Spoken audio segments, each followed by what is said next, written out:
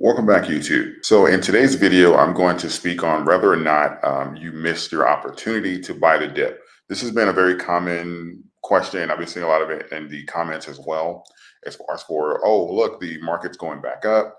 Have I missed my opportunity to capitalize, to average down, to increase coin count? Did I miss the opportunity? And is the market headed in the opposite direction? Things are not always what they seem.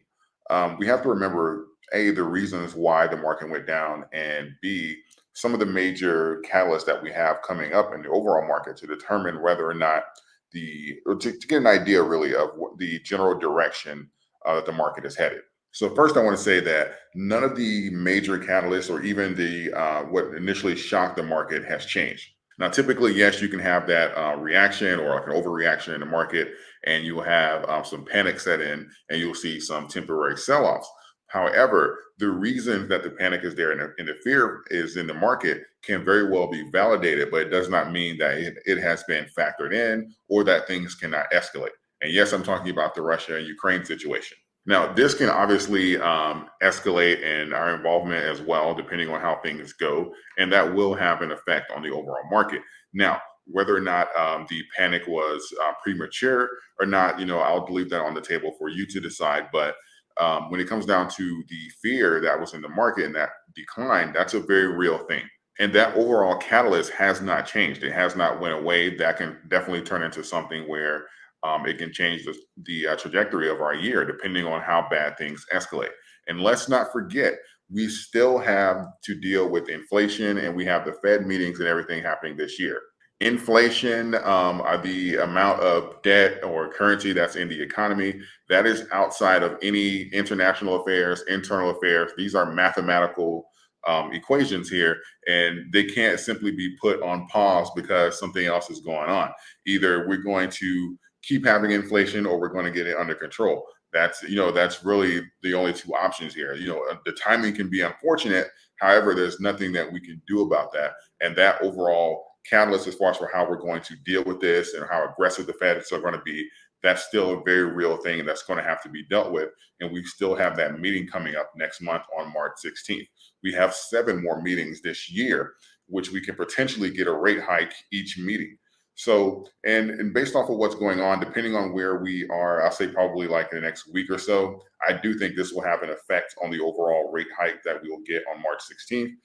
Maybe they'll come in and be not as aggressive just because you don't want so many negative catalysts pulling down the market. But that's something we're kind of going to have to gauge. As far as for if you missed your opportunity to buy in, to buy the dip or to average down, I'd have to say no, because the reasons I just named, those two things are still in play. Nothing has been resolved. There is no solutions that have been introduced or come into play. And these are real things here that can cause negative or a lot of negative pressure on the market. And ultimately, when you have these panic or these shock waves that come into the market and you have a green candle, you still, even in like the same sentiment that I say as far as for going on bull runs, you cannot go chasing green candles just thinking that, oh my God, here's the bottom. We're going off to the moon here. Always look at macro and micro, compare those two, and you'll have a general idea. If I have to make a decision as far as where I believe we are in the market right now, I'll say it's looking like a dead cat bounce. I still believe that the liquidity that's in the market and all that is going to have to be extracted unless the Feds come out and say, hey, you know what?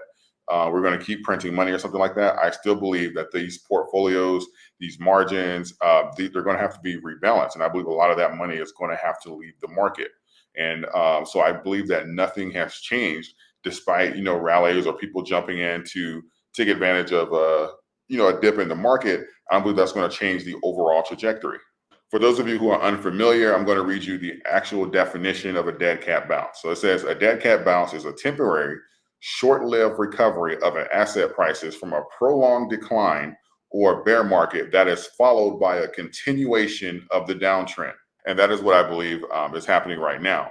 I believe that we're going to have this bounce. Things are going to look good, but the overall trend of the market, we're going to have this consolidation, and these portfolios are going to have to be rebalanced.